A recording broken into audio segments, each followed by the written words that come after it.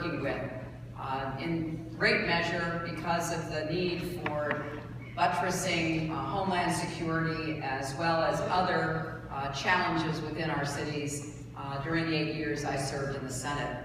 And it was always refreshing to come here because despite whatever was going on in Congress or Washington with respect to partisanship, a conference of mayors was truly like an oasis in the desert.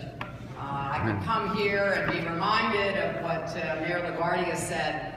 There's no Republican or Democratic way to pick up the garbage. You pick it up or you don't pick it up. Not alone. I've learned over the years how important it is to work with City Hall, to try to make sure we are connected up as partners to get whatever the priorities of your people happen to be accomplished. So it pays to work with you, and I'm grateful to have this opportunity to come back and see you. When I was senator from New York, I not only worked with the mayor of New York City, of course, I worked with creative and committed mayors from Buffalo to Rochester to Syracuse to Albany and so many other places. And I was particularly happy to do so because they were always full of ideas and eager to work together to attract more high-paying jobs, to revitalize downtowns, to support our first responders, to try to close that skills gap. And I want you to be sure of this, whether you are a Democrat, a Republican, or an independent. If I am president, America's mayors will always have a friend in the White House. Woo!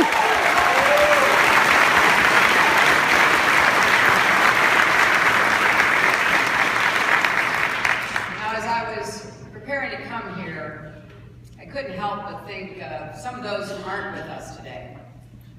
Tom Menino was a dear friend to me and to many in this room, and I certainly feel his loss. Today, our thoughts are also with our friend Joe Riley and the people of Charleston. Joe's a good man and a great mayor, and his leadership has been a bright light during such a dark time. You know, the passing of days has not dulled the pain or the shock of this crime. Indeed, as we have gotten to know the faces and names and stories of the victims, the pain has only deepened. 9 faithful women and men, with families and passions and so much left to do. As a mother, a grandmother, just as a fellow human being, my heart is bursting for them, for these victims and their families, for a wounded community and a wounded church. For our country struggling once again to make sense of violence that is fundamentally senseless, and history we desperately want to leave behind. Yesterday was Juneteenth, a day of liberation and deliverance. 150 years ago, as news of President Lincoln's Emancipation Proclamation spread from town to town across the South, free men and women lifted their voices in song and prayer. Congregations long forced to worship underground like the first Christians joyfully resurrected their churches. In Charleston, the African Methodist Episcopal Church took a new name, Emmanuel. God is with us. Faith has always seen this community through, and I know it will again. Just as earlier generations threw off the chains of slavery and then segregation and Jim Crow, this generation will not be shackled by fear and hate.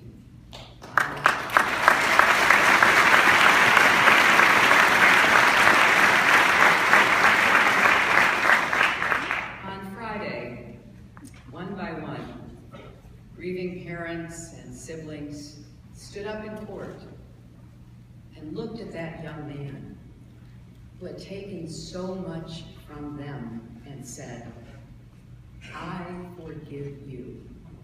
In its way, Their act of mercy was more stunning than his act of cruelty.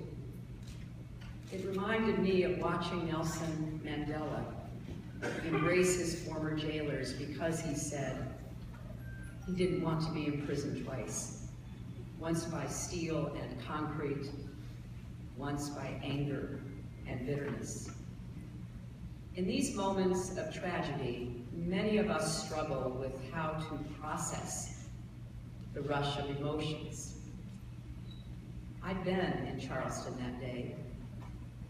I'd gone to a technical school, Trident Tech. I had seen the joy, the confidence, and optimism of young people who were now serving apprenticeships with local businesses, Black, white, Hispanic, Asian, every background. I listened to their stories. I shook their hands. I saw the hope and the pride. And then by the time I got to Las Vegas, I read the news. Like many of you, I was so overcome.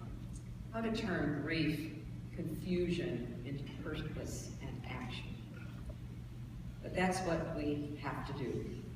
For me and many others, one immediate response was to ask how it could be possible that we as a nation still allow guns to fall into the hands of people whose hearts are filled with hate. You can't watch massacre after massacre and not come to the conclusion that, as President Obama said, we must tackle this challenge with urgency and conviction.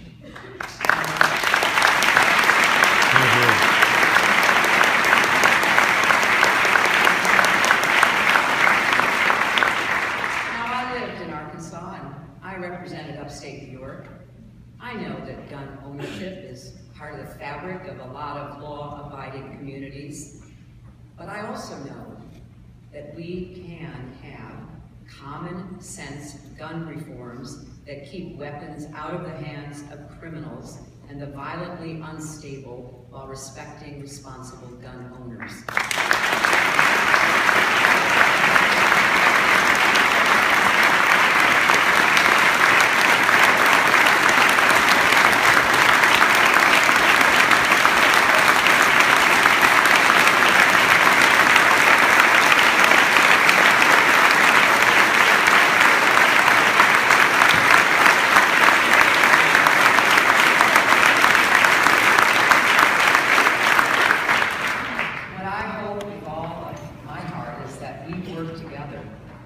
Make this debate less polarized, less inflamed by ideology, more informed by evidence.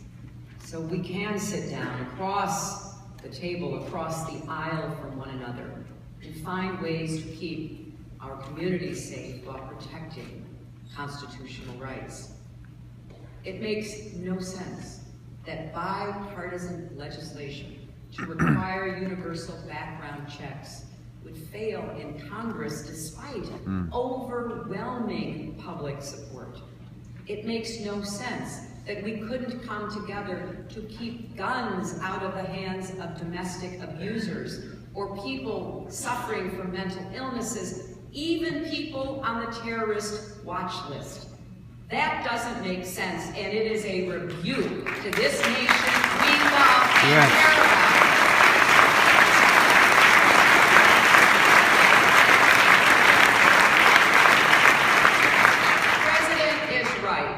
The politics on this issue have been poisoned, but we can't give up. The stakes are too high, the costs are too dear, and I am not and will not be afraid to keep fighting for common sense reforms and, along with you, achieve those on behalf of all who have been lost because of this senseless gun violence.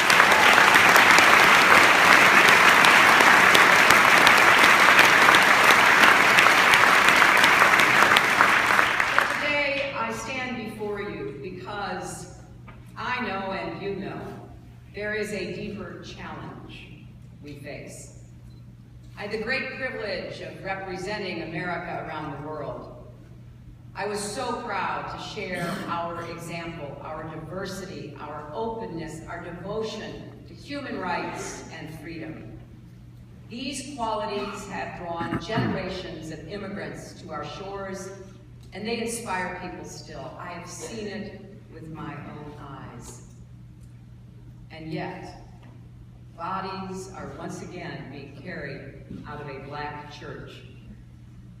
Once again, racist rhetoric has metastasized into racist violence.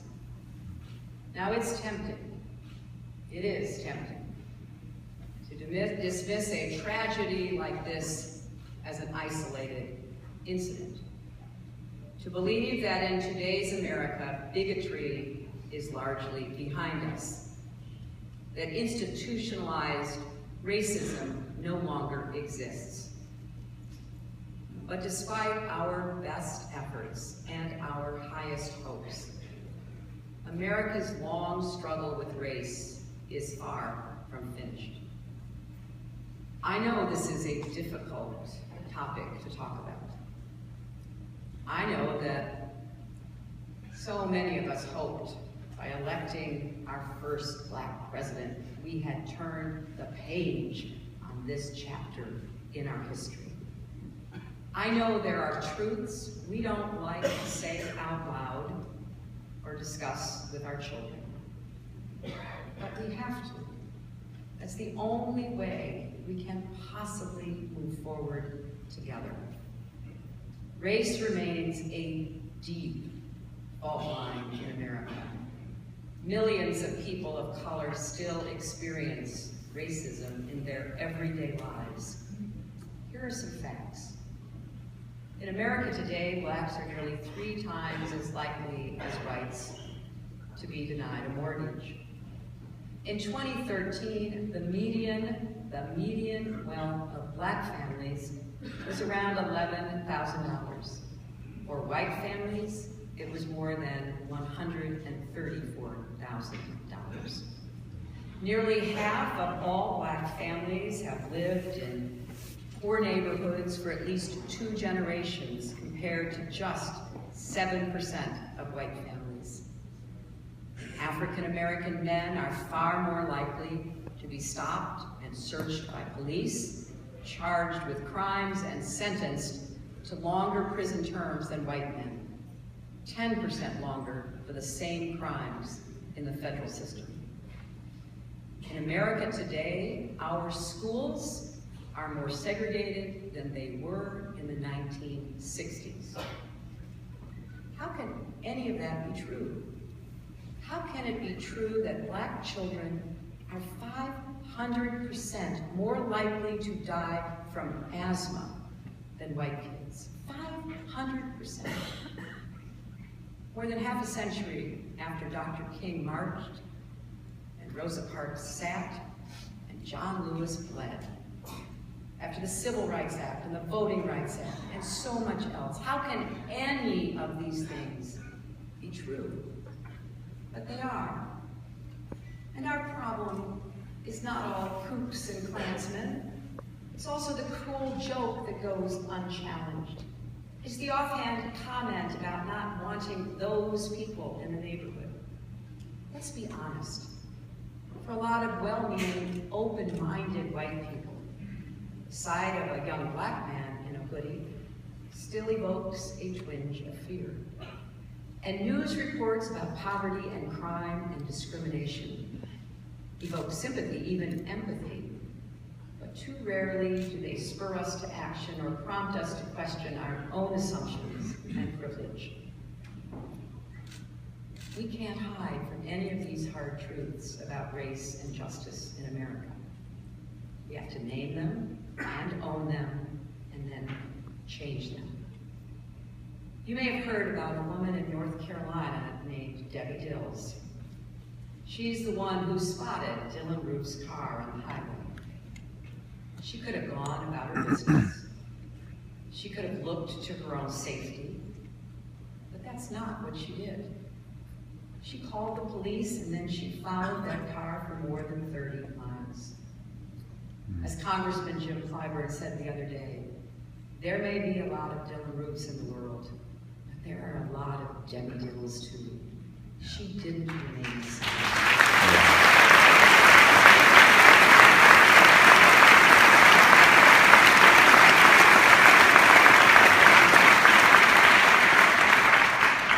Well, neither can we. We all have a role to play in building a more tolerant, inclusive society, what I once called a village, where there is a place for everyone. You know, we Americans may differ and bicker and stumble and fall, but we are at our best when we pick each other up, when we have each other's back. Like any family, our American family is strongest when we cherish what we have in common and fight back against those who would drive us apart. Mayors are on the front lines in so many ways. We look to you for leadership in time of crisis. We look to you every day to bring people together to build stronger communities. Many mayors are part of the U.S. Coalition of Cities Against Racism and Discrimination, launched by this conference in 2013. I know you're making reforms in your own communities, promoting tolerance in schools, smoothing the integration of immigrants, creating economic opportunities. Mayors across the country are also doing all they can to prevent gun violence and keep our streets and neighborhoods safe. And that's not all. Across our country, there is so much that is working. It's easy to forget that when we watch or read the news. In cities and towns from coast to coast, we are seeing incredible innovation. Mayors are delivering results with what Franklin Roosevelt called bold and persistent experimentation.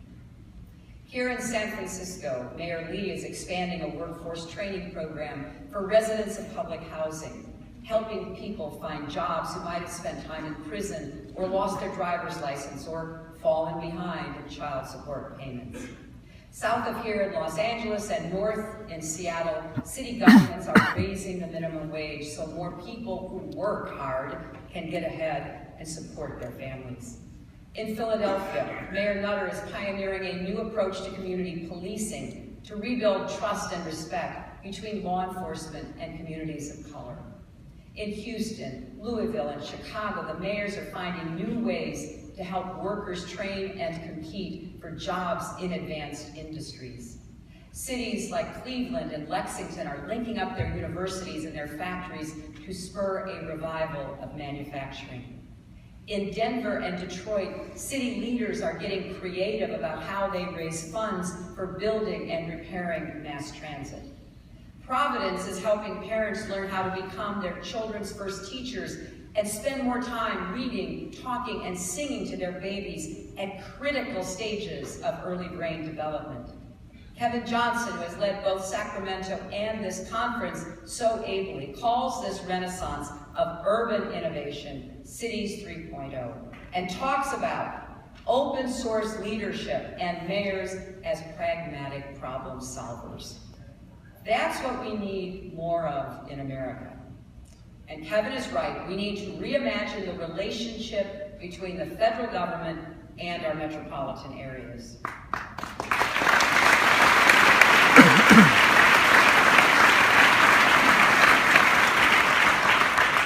Top-down, one-size-fits-all solutions rarely work. We need what I call a new flexible federalism that empowers and connects communities, leverages their unique advantages, adapts to changing circumstances. And I look forward to working with all of you to turn this vision into a reality. I've put 4 fights at the center of my campaign. First, to build an economy for tomorrow, not yesterday. Second, to strengthen America's families, the foundation of everything we are. Third, to harness all of our power, our smarts, and our values to continue to lead the world. And fourth, to revitalize our democracy back here at home. Mayors are vital for all 4 of these efforts. You know what it takes to make government actually work, and you know it can make a real difference in people's lives. But you also know that government alone does not have the answers we seek. If we're going to restitch the fraying fabric of our communities, all Americans are going to have to step up. There are laws we should pass, and programs we should fund, and fights we should wage and win. But so much of the real work is going to come around kitchen tables and over bedtime stories, around office water coolers and in factory break rooms, at quiet moments in school and at work, in honest conversation between parents and children, between friends and neighbors. Because fundamentally, this is about the habits of our hearts, how we treat each other, how we learn to see the humanity in those around us, no matter what they look like, how they worship, or who they love. Most of all, it's about how we teach our children to see that humanity too. Andy Young is here, and I want to tell a story about him because I think it's as timely today as it was all those years ago. You know, at the end of the 1950s, the South was beginning to find its way into the modern economy. It wasn't easy. There were determined leaders in both government and business that wanted to raise the standard of living and recruit businesses, make life better. When the closing of Central High School in Little Rock happened, and President Eisenhower had to send in federal troops to keep peace, that sent a message of urgency, but also opportunity. I remember Andy coming to Little Rock some years later and saying that in Atlanta, when folks saw what was going on in Little Rock and saw some of the continuing resistance to enforcing civil rights laws, opening up closed doors, creating a chance for blacks and whites to study together, to work together, to live together, Atlanta made a different decision. The leadership of Atlanta came together and looked out across the South and said, someplace in the South is really going to make it big. We need to be that place. They adopted a slogan, the city too busy to hate. Well, we need to be cities, states, and a country too busy to hate. We need to get about the work of tearing down the barriers.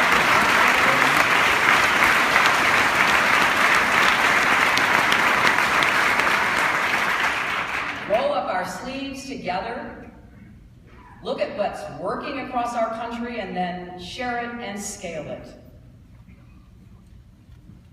As all of us reeled from the news in Charleston this past week, a friend of mine shared this observation with a number of us. Think about the hearts and values of those men and women of Mother Emanuel, he said. 12 people gathered to pray. They're in their most intimate of communities. The stranger who doesn't look or dress like them joins in. They don't judge. They don't question. They don't reject. They just welcome. If he's there, he must need something. Prayer, love, community, something. During their last hour, 9 people of faith welcomed a stranger in prayer and fellowship. For those of us who are Christians, we remember the words of the scripture. I was hungry, and you gave me food. I was thirsty, and you gave me drink. I was a stranger, and you welcomed me. That's humanity at its best. That's also America at its best.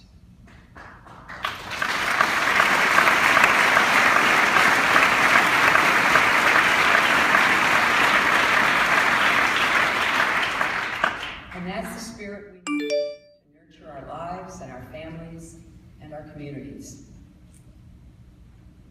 I know it's not usual for somebody running for president to say what we need more of in this country is love and kindness. But that's exactly what we need more of.